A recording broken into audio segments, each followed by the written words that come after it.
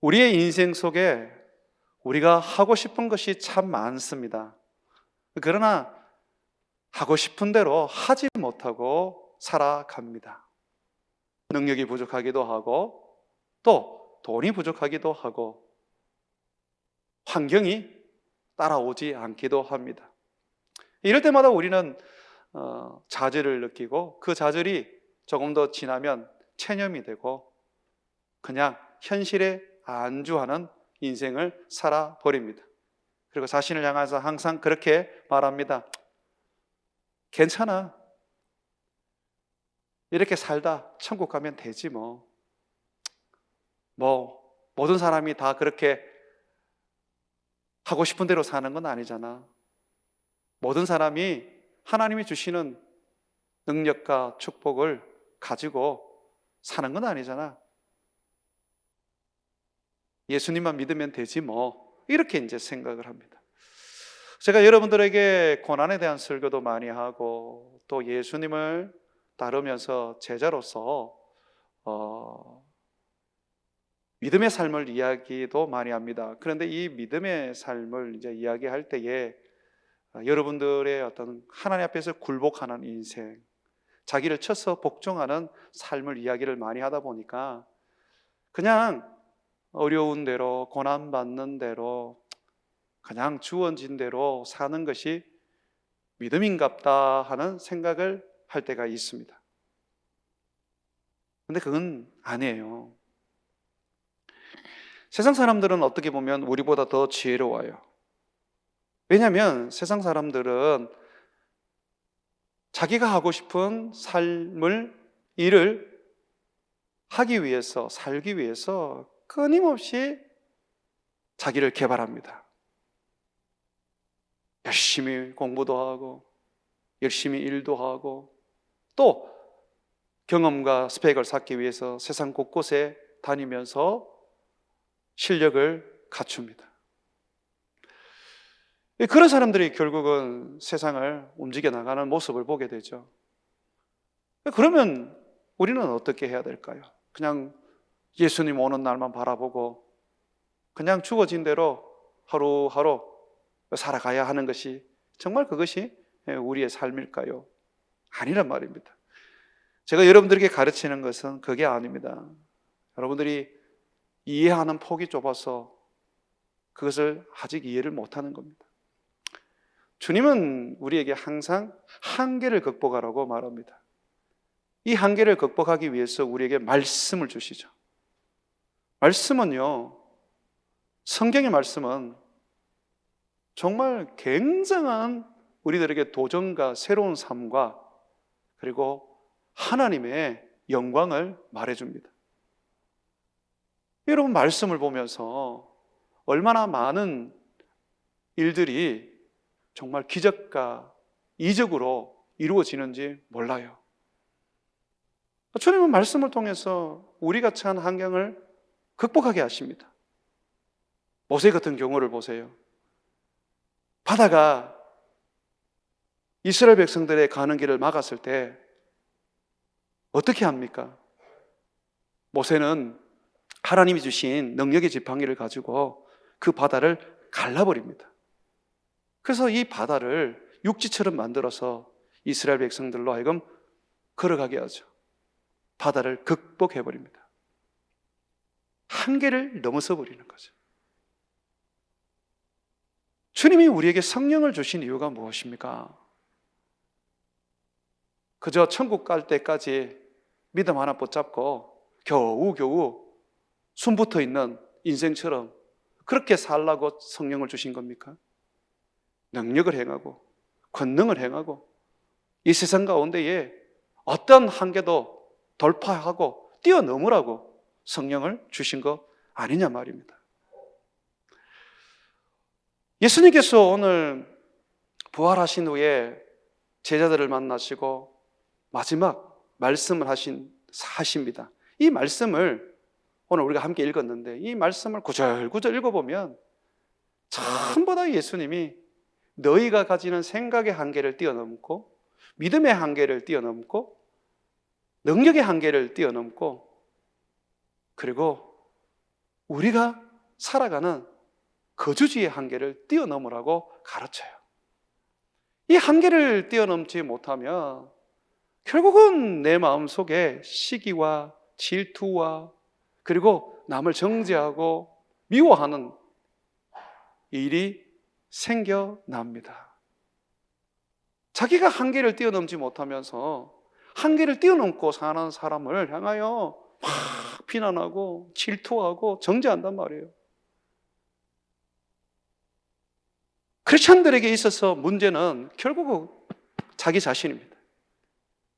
자기 자신이 변화되지 않기 때문에, 자기 자신이 한계를 뛰어넘지 않기 때문에 결국은 한계를 뛰어넘는 사람들을 무너뜨리려고 하는 것입니다. 주님께서 부활하신 후에 제자들에게 뛰어넘어야 될 한계의 그 종류를 우리가 보면 오늘 본문에서는 한 4가지 정도가 나옵니다. 첫 번째는 믿음입니다. 너희가 가지고 있는 믿음의 그 한계를 뛰어넘으라는 것입니다.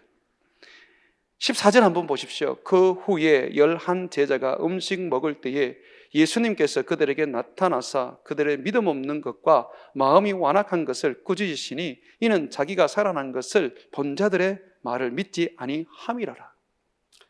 예수님의 제자들은 예수님의 십자가를 보았습니다. 그 십자가가 자기들의 죄를 속죄하여 주었다는 것에 대해서 그들은 의심하지 않았습니다. 예수님이 하나님의 아들이라는 것도 믿었어요. 처녀였던 마리아, 동정녀 마리아를 통하여 성령으로 잉태된 것도 믿었어요. 예수님이 하나님의 아들이라는 것에 대해서 전혀 흔들리지 않았습니다. 그런데 믿음이 거기까지란 말이죠. 예수님의 그 십자가를 믿는 믿음밖에 없다는 거예요. 믿음을 뛰어넘어서, 이 십자가를 뛰어넘어서, 죽음을 뛰어넘어서 부활을 믿어야 되는데 그 부활을 믿지 못했어요. 예수님의 부활을 본 사람들이 예수님 살아났다고 막 증언을 했는데 그걸 믿지 않았어요. 그래서 예수님께서 직접 이 11 제자들에게 나타나셔서 예수님이 엄하게 꾸짖으셨습니다. 뭐라고 꾸짖으셨습니까? 믿음 없는 것과 마음이 완악한 것을 꾸짖었다고 말하고 있습니다. 믿음이 없다는 거, 여러분, 믿음이 작다는 거 결국은 무엇에 대한 문제입니까? 환경의 문제나 내가 하나님에 대한 경험이 적다는 게 아닙니다. 결국 마음의 문제입니다. 내 마음이 완악하기 때문에, 내 마음이 좁기 때문에, 내 마음이 세상을 향하고 있기 때문에 내 마음이 내가 배우고 내가 경험한 것에 한정되어 있기 때문에 믿음이 커질 수가 없는 거예요. 예수님의 부활은 봤지만, 예수님의 가르침은 직접 그 앞에서 들었지만 예수님의 부활을 보지 못했기 때문에 이들은 보지 못한 것에 대하여 전혀 믿지를 않았습니다. 그 마음의 완악함이라고 성경은 말하는 거예요. 여러분들은 어떠세요? 예수님의 부활을 믿으십니까? 자, 그러면 예수님이 부활하셔서 하늘로 승천하신 거 믿으세요? 구름 타고 하늘로 승천하셨고 승천하셔서 하나님 보좌 우편에 앉아 계신 거 믿으십니까? 그가 승천하신 이유가 우리에게 성령을 주시기 위한 거 믿으십니까? 그런데 우리는 예수님의 십자가를 넘어 예수님의 부활을 믿는다고 하면서 성령이 우리에게 주어졌다는 것을 안 믿어요. 뿐만 아니라 예수님이 다시 이 세상에 재림한다는 것에 대해서도 붙잡지 않습니다.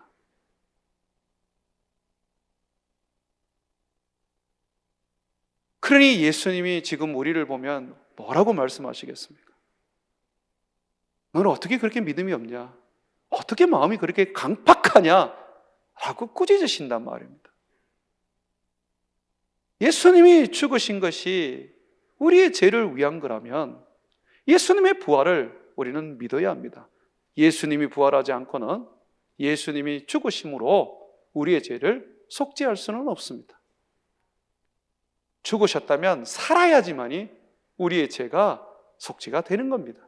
그러면 예수님이 살았다면 지금 여기 안 계시지 않습니까? 그러면 하늘로 승천하신 것이 맞고, 하늘로 승천하신 이유가 우리에게 성령을 주기 위함이라고 하셨으니 성령을 주신 것이 또한 맞단 말이에요. 그리고 예수님이 뭐라 그래요? 내가 다시 올 것이다. 천군 천사를 데리고 많은 천국에 있는 성도들을 거닐고 올 것이다 라고 말했습니다. 세상에 지진이 일어나고 전염병이 생기고 곳곳에 재앙이 일어나거든 내가 가까이 온 줄 믿어라. 곧 내가 도적같이 임할 것이다. 우리가 그걸 믿는다면 어떻게 우리의 삶이 세속적일 수 있고 세상에 마음을 두고 살 수가 있습니까? 날마다 하늘을 바라보며 예수님 어서 오십시오. 저는 주님 기다립니다. 그렇게 고백하지 않겠습니까? 어떻게 예배에 우리가 소홀히 할 수 있겠습니까? 예수님 이 땅에 오신다고 생각했을 때에 나는 깨어 있어서 예수님을 맞이해야 하기 때문에 그 예배가 내게는 너무 중요합니다. 예배 안 하고 어떻게 깨어 있을 수 있어요?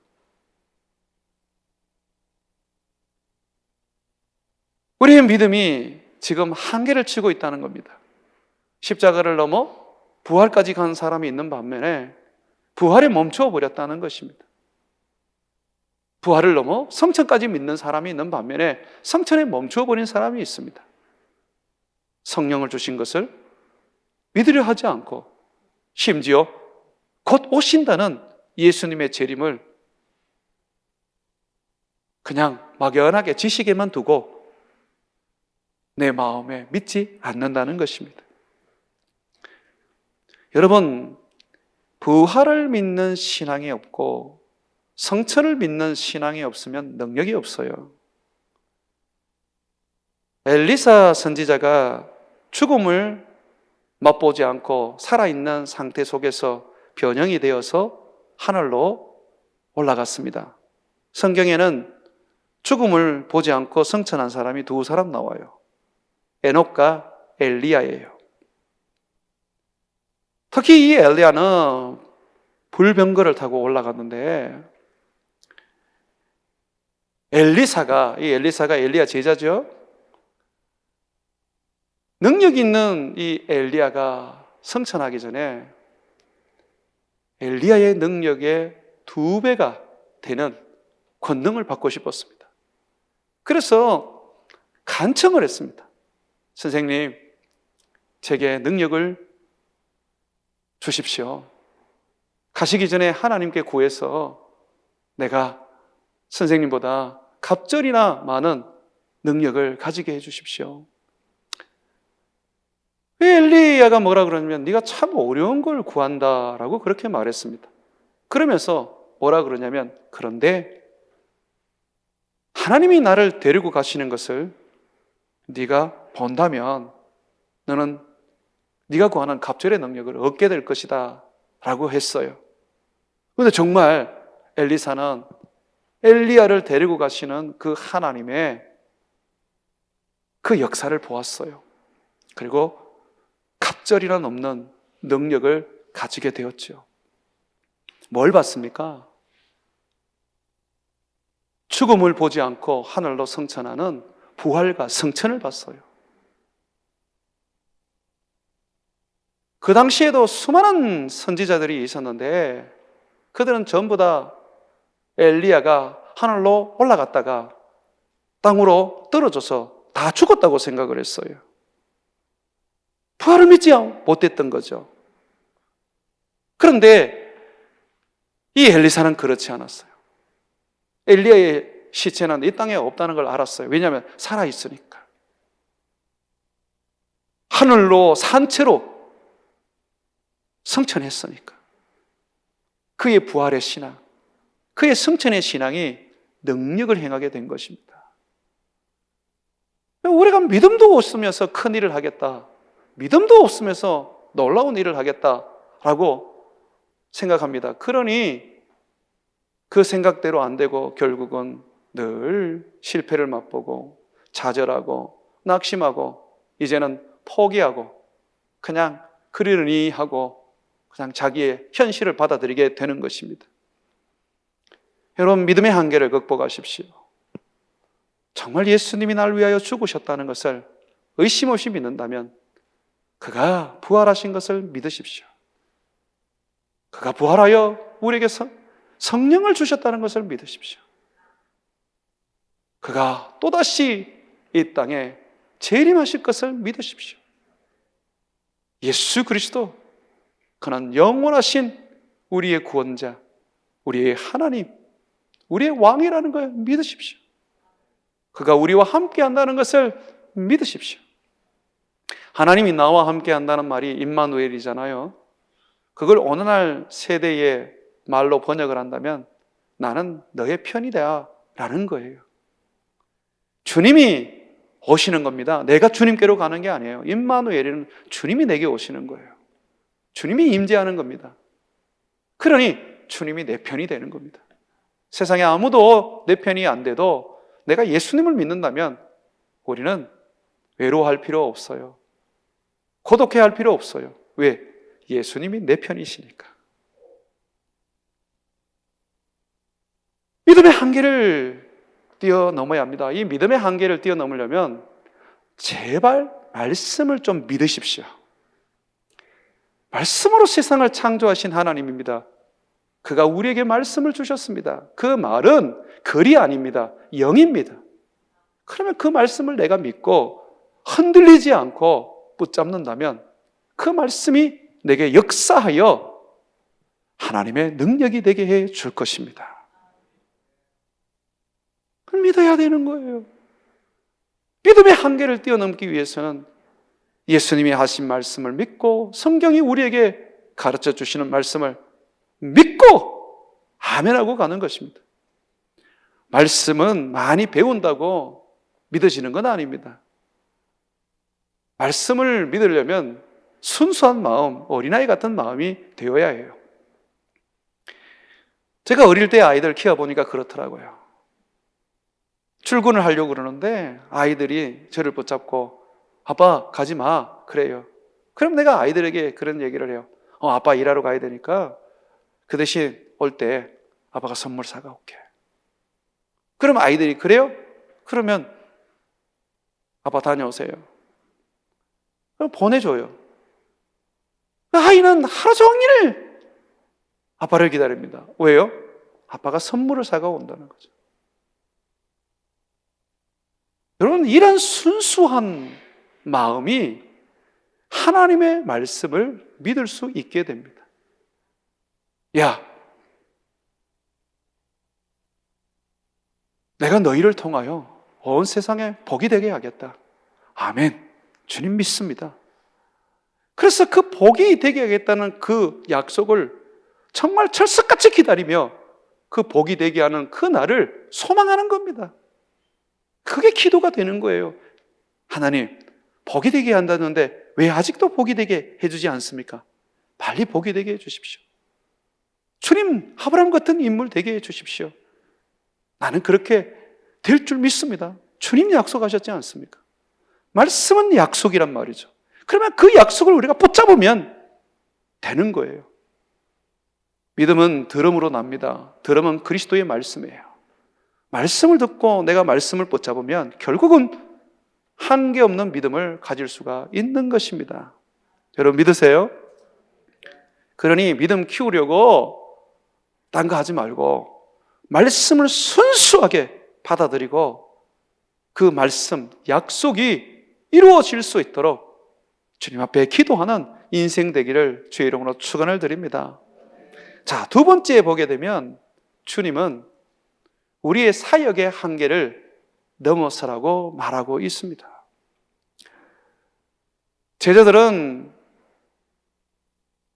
유대인들처럼 자기 민족, 자기 사랑하는 사람만 전도하고 선교하고 구원하려고 했습니다. 주님이 정말 그것이 가슴이 아프셨습니다. 그렇게도 가르쳤는데 못 알아먹는 거예요. 그들은 민족의 한계를 넘어서지 못했어요. 한국 교회도 보면 자기 교회의 한계를 못 넘었습니다. 정말 나는 그게 가슴이 아파요. 교회 안에서 결국 분쟁이 일어나고 어떤 그룹이 만들어지는 이유는 뭐 때문에 그렇습니까? 자기하고 다르다는 겁니다.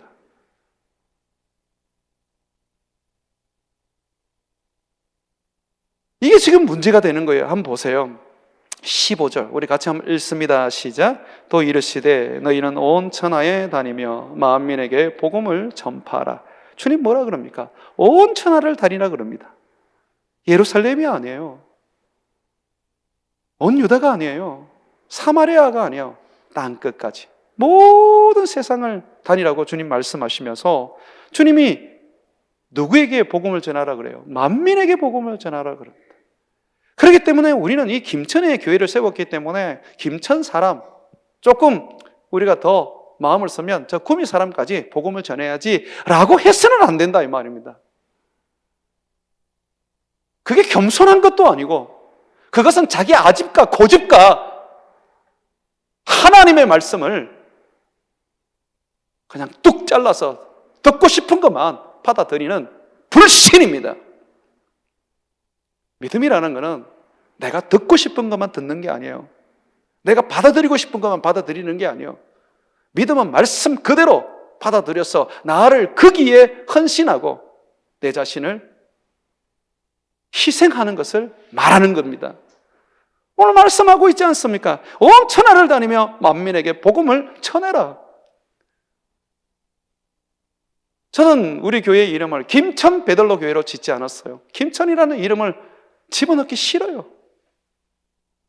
저는 민족 복음화도 거론하기 싫어요. 왜냐하면 우리가 전해야 하는 복음은 김천을 넘어서 이 민족을 넘어서 땅끝까지 복음을 전해야 합니다. 그것이 주님의 말씀이고 우리는 그 주님의 말씀 앞에 무릎을 꿇는 겁니다. 내 아이들은 못 먹이는데 우리 교회의 성도들도 제대로 풍요롭게 못 쓰는데 무슨 선교를 합니까? 이게 바로 유대인들이 가졌던 자기 민족, 자기 종족을 위한 삶과 다르지 않다는 것입니다. 오늘날 세계의 수많은 종교들을 보십시오. 유대인 종교라든지 이슬람 종교라든지 모두 다 자기들 중심입니다. 자기들이 전쟁하면 신전이라 그래서 신의 전쟁이라 그러고 남들이 전쟁을 걸어오면 마귀가 전쟁을 해왔다고 말을 하고 앉아 있습니다. 주님은 우리에게 그렇게 가르치지 않아요. 원수까지 사랑하라고 말씀하셨고 주님은 땅끝까지 이르러 복음을 전하여 영혼을 구원하라고 말씀하셨습니다. 우리 교회는 이 부분을 넘어서고 있습니다. 그와 같이 우리 청년들도 이 부분을 넘어서야 하는 거죠. 대한민국은 전라도가 있고 경상도가 있습니다. 그건 우스운 소리예요. 거기에 우리는 빠져들면 안 돼요. 우리가 가져야 하는 부분들은 뭐냐면 한계를 넘어선다는 겁니다. 민족의 한계, 지역의 한계, 모든 한계를 뛰어넘고 우리 주님이 말씀하시는 땅끝까지 복음을 전하는 것입니다. 돈 가지고 사역하는 거 아닙니다. 사람 가지고 사역하는 것도 아닙니다. 한번 따라합시다. 말씀으로 사역한다. 사람 없어도 돼요. 하나님 말씀으로 그냥 가세요. 돈 없어도 돼요. 하나님 말씀으로 가시는 거예요. 우리가 올라타야 되는 것은 사람이 아닙니다. 돈도 아닙니다.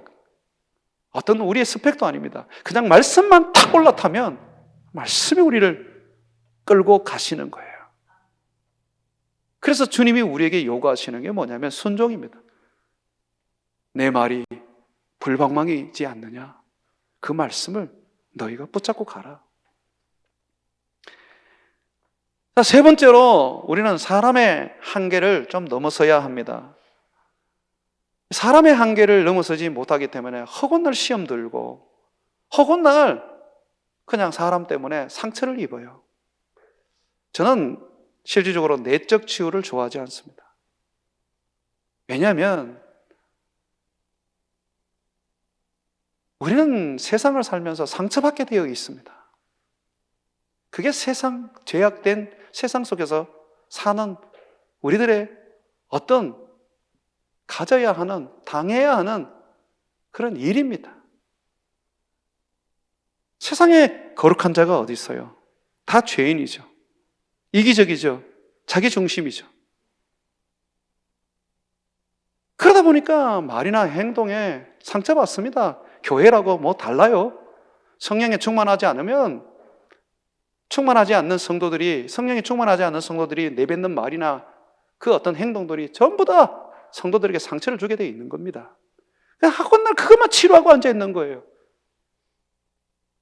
그러니 능력이 없는 거예요.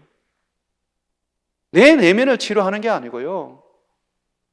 성령으로 내가 충만해지면 그 내면이 극복이 되는 겁니다. 상처를 안고 살 수 있습니다. 암 환자들이 암이 있다고 해서 죽습니까? 20년, 30년 암 붙잡고 사는 사람들, 그 사람들을 어떻게 살 수 있습니까? 우리 상처 붙잡고 사는 거예요. 내가 살아왔는 인생, 내가 원하지 않았지만 그 상처가 돼요. 부모님 때문에 상처가 되고 친구들 때문에 상처가 되고 모든 것이 상처가 돼요. 언제까지 그것만 바라보고 앉아 있겠습니까? 극복해야죠. 밟고 일어서야죠. 그거 생각하면 아프지만 괜찮아. 주님이 나와 함께 하셔. 하고 가야죠. 한번 보십시오. 16절에 보게 되면 믿고 세례를 받는 사람은 구원을 얻을 것이요 믿지 않는 사람은 정죄를 받으리라고 말했습니다. 복음을 전하면 어떤 사람은 믿고 어떤 사람은 믿지 않습니다. 그런데 이 믿는 사람 때문에도 상처를 입고 믿지 않는 사람들 때문에도 상처를 입습니다. 믿는 사람 때문에 상처를 입는 것은 내가 마음을 다하고 뜻을 다하고 힘을 다해서 이 사람에게 복음을 전해서 살렸는데 이 사람은 어떻게 나에게 이렇게 상처를 주고 어려움을 주나? 라고 합니다. 그리고 어떤 사람은 믿지 않으면 내가 죽도록 전도했는데 진짜 있는 돈 없는 돈 다 끌고 모아가지고 내가 이 사람에게 주었는데 어떻게 이 사람이 믿지 않을 수 있지? 상처를 받는 거예요. 아세요? 이 영혼 구원은 하나님께 달린 거예요. 우리는 그저 종이고 도구일 뿐입니다. 담대하게 성령을 힘입어 예수 그리스도의 복음을 전하는 겁니다. 믿고 구원을 얻는 사람, 그것은 하나님이 하시는 일입니다. 참 우리가 이 사람이 믿는 것은 기쁜 일이고 믿지 않는 일은 안타까운 일이지만 그것으로 인해서 막 기뻐하고 그것으로 인해서 절망할 필요는 없단 말입니다. 그냥 믿으면 하나님께 감사하고 영광을 돌리면 돼요. 믿지 않으면 주님, 언젠가는 저 영혼이 구원을 얻을 수 있도록 해 주십시오 하고 우리가 기도하면 되는 겁니다. 전도하다가 낙심하신 분들을 내가 참 많이 봤는데, 선교하다가 낙심한 사람을 제가 봤는데 그 전부 다 제대로 믿지 않아서 그래요. 전도하다가 왜 낙심합니까? 선교하다가 왜 낙심합니까? 종이 주인 시키는 일에 그냥 열심히 일을 한 것으로 끝내야죠. 자기 만족을 가지려고 그러니까, 거기서 자기의 어떤 그런 업적을 드러내려고 그러니까 그 문제가 되는 거 아닙니까? 나는 없다. 내 안에 예수가 계신다. 나는 죽었다. 예수가 살았다. 라고 한다면 어떻게 문제가 되겠습니까? 사랑하는 여러분, 오늘 예수님 분명히 얘기하고 있습니다. 믿고 세례를 받는 사람은 구원을 얻을 것이고 믿지 않는 사람은 정죄를 받을 것이다.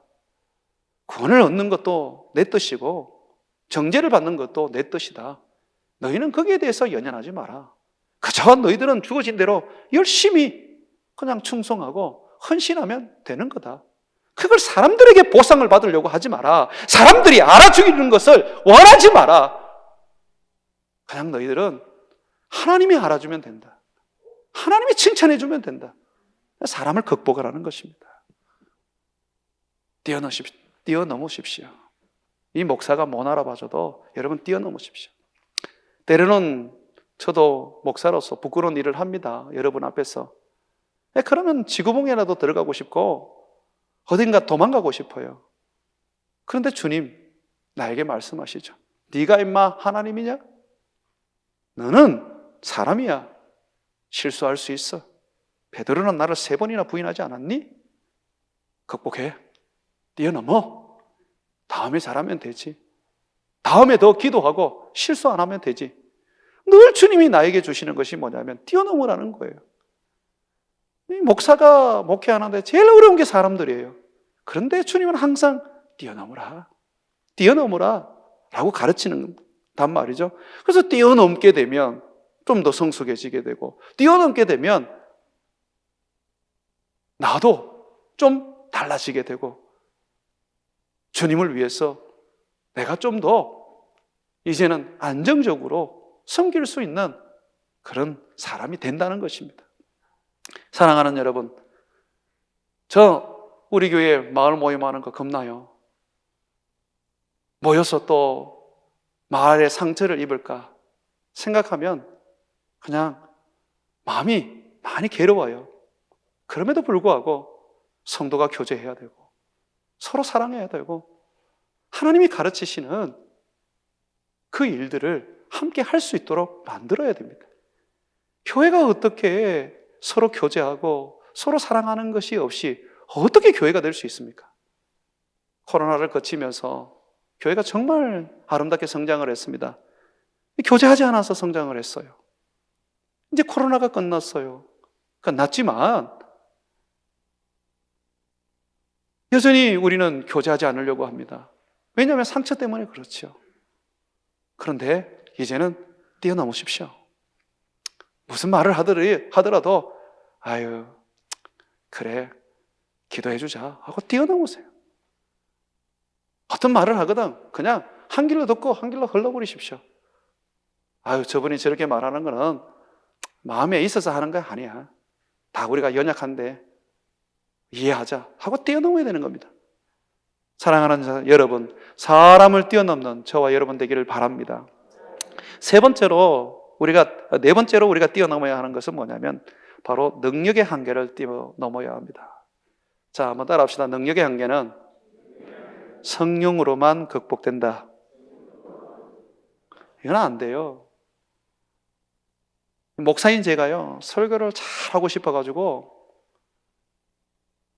박사 공부도 하고 또는 수천만 원을 들여서 설교학교에 들어가서 공부를 해도요, 어느 정도는 이게 성장하는데 더 이상은 안 됩니다. 참 희한하겠지 않습니까? 설교라는 거는 학벌로 되는 게 아니에요. 한국에서 명설교자로 소문난 분이 유기선 목사님이죠. 그분은 신학도 완전히 자유주의예요. 그런데 그분은요, 또 대학만 나왔어요. 그럼에도 불구하고 세계적인 설교자가 되었습니다. 왜 그렇게 됩니까? 하나님의 능력이 그에게 있는 거예요. 하나님께서 요셉을 이집트의 총리로 삼으셨어요. 요셉이 뭐 있습니까? 청소년 때에 노예로 이집트에 팔려가서 배운 게 있습니까? 가문이 있습니까? 돈이 있습니까? 아무것도 없어요. 근데 이 사람에게 딱 하나 있었습니다. 뭐가 있었습니까? 성령이 있었습니다. 그래서 이 왕이 요셉을 만났을 때에 그 하나가 너무 탁월한 거예요. 신의 그 영에 감동된 사람인 거예요. 그래서 그 사람을 총리로 삼은 겁니다. 우리의 경쟁력은, 우리의 능력은 성령입니다. 말 못해도 되고요. 돈이 좀 없어도 되고요. 좀 건강이 약해도 돼요. 성령을 힘입어 살면 그 성령이 나의 능력이 되는 겁니다. 한번 보십시오. 17절, 18절 같이 읽습니다. 시작. 믿는 자들에게는 이런 표적이 따르리니 곧 그들이 내 이름으로 귀신을 쫓아내며 새 방언을 말하며 뱀을 집어올리며 무슨 독을 마실지라도 해를 받지 아니하며 병든 사람에게 돈을 얹은즉 나으리라. 아멘. 정말 굉장하지 않습니까? 예수님의 이름으로 귀신을 쫓아냅니다. 새 방언을 말합니다. 그냥 한 번도 배워보지 못해. 그냥 미국말 막 하고 소련말 막 하고 러시아말 막 하고 막 이러는 거예요. 뿐만 아니라 막 방언도 막 하면서 기도할 때 그냥 신령한 언어도 막 하는 거예요. 그것뿐이겠습니까? 미래에 대해서 막 예언도 합니다. 그런 것이 다겠습니까? 뱀을 집어올려도 독을 마실지라도 해를 받지 않습니다. 병든 사람에게 손을 얹은 적 나을 것이라고 말하고 있습니다. 주님은 우리에게 능력의 한계가 없어야 한다고 말합니다. 우리가 이 능력을 사모하면 됩니다. 주님, 저는 귀신도 못 쫓아내요. 주님, 저는 방언도 못해요. 주님, 저는 뱀만 보면 도망을 다녀요. 주님, 저는 독이 아니라도 그냥 씨 없는 음식만 먹어도 거의 장염 걸려서 죽을 지경입니다. 그런 저를 주님, 성령을 주세요. 그래서 저를 하여금 뛰어넘는 인생 되게 해주십시오. 주님이 우리에게 능력을 약속하셨습니다. 한번 뛰어넘어 보십시오. 사람을 뛰어넘지 못하고 믿음을 뛰어넘지 못하고 또 민족을 뛰어넘지 못하고 선교의 그 한계를 뛰어넘지 못할 때, 능력의 한계를 뛰어넘지 못할 때 성령을 구하십시오. 하나님의 성령이 뛰어넘게 해 줄 겁니다. 사랑하는 여러분, 오늘 이 밤에 하나님이 여러분들에게 능력을 주셔서 능력의 한계를 뛰어넘는 그런 축복을 받기를 바랍니다. 나는 이것밖에 안 돼, 나는 못해, 그러지 마세요. 할 수 있어요. 한계가 어디 있어요? 도대체 할 수 없다, 그런 말이 입에서 나오면 안 되는 거 아닙니까? 할 수 있거든이 무슨 말이냐? 믿는 자에게는 능치 못할 것이 없다라고 말하고 있습니다. 하나님이 내 아버지고 예수님이 나의 주인이십니다. 그가 우리에게 성령을 주시거늘 하물며 할 수 없는 일이 있겠습니까? 우리 다른 지역에 있는 청년들 중에 우리 교회에 나오는 청년들이 그런 이야기를 한대요. 졸업하고 김천에 가서 직장을 얻어야 되겠다. 근데 보니까 이제 공기업 몇 개, 한 열 몇 개 정도 되죠. 그리고 기업이 잘 없어요. 그런 어떤 한계 속에서 안 되겠다. 예. 나는 도로공사죠. 도로공사 거기에 들어가야 되겠다. 이런 얘기를 하면서 그런 꿈을 꾼다고 해요. 왜 김천에 오려고 그러느냐 할 때에 나는 여기서 선교하는 교회 섬기고 싶다. 나는 여기서 주님 오시는 그날까지 이 김천을 선교의 교두부로 삼은 이 베델로 교회와 함께 살고 싶다. 여러분, 그런 비전을 가지고 있다면 하나님이 도로공사에 딱 붙여주십니다. 아멘을 해야 붙든지 떨어지든지 할 건데 아멘을 안 하니 그만큼 한계를 넘으라 그래도 그냥 자기 확 딱 갈려 때문에 혓바닥 내지 말고 아멘입니다. 한국 기술 전력 원자력 그거 만드는데 여러분 될 수 있어요. 온 이 김천에 여러분들이 공기업 다 들어올 수 있습니다. 걱정하지 마십시오. 이곳에서 창업해서 여러분 수천억 굴리는 회사 오너 될 줄 믿습니다. 한계가 어디 있어요? 예, 주님 나와 함께 하시면 주님 모든 걸 이루어 주실 텐데, 주님이 내 편인데 문제는 내가 믿음이 없어서 그런 거 아닙니까? 한계를 벗어나지 못하고 뚫지 못하는 우리의 연약감 때문이지 않습니까? 한계를 한번 극복해 보십시오. 믿음의 한계를 극복하고 성교의 한계를 넘어서고 사람의 한계를 뛰어넘고 능력의 한계도 뛰어넘어서 한계 없는 인생을 한번 살아보십시오. 19절 20절에 보게 되면 제자들은 한계 없는 인생을 살게 되었습니다. 주님의 말씀대로 그들은 그들의 한계를 뛰어넘었습니다. 주 예수께서 말씀을 마치신 후 하늘로 올려지사 하나님 우편에 앉으시니라. 예수님 성천에서 하나님 우편에 앉으셨는데 제자들 보십시오. 제자들이 나가 두루 전파할세 주께서 함께 역사하사. 여기 보십시오. 하나님이 제자들의 편이 되어주지 않습니까? 성령을 보내어 제자들과 함께하여 능력이 되어주지 않습니까? 그래서 주께서 함께하사 어떻게 됐습니까? 그에 따르는 표적으로 말씀을 확실히 정언하니라고 말하고 있는 것입니다. 사랑하는 여러분, 우리에게 예수님이 계십니다. 예수님이 주신 성령이 우리에게 있습니다. 그러므로 한계없는 인생 한번 살아보십시오. 제가 이 김천을 교도부로 삼아서 하나님이 300명의 선교사를 보내고 3천의 제자를 만들고 1만 5천의 영혼을 구원하는 역사를 여러분들에게 한번 보여드리겠습니다. 한계없는 인생으로 하나님을 위하여 살아가는 저와 여러분 되시기를 주의 이름으로 축원을 드립니다.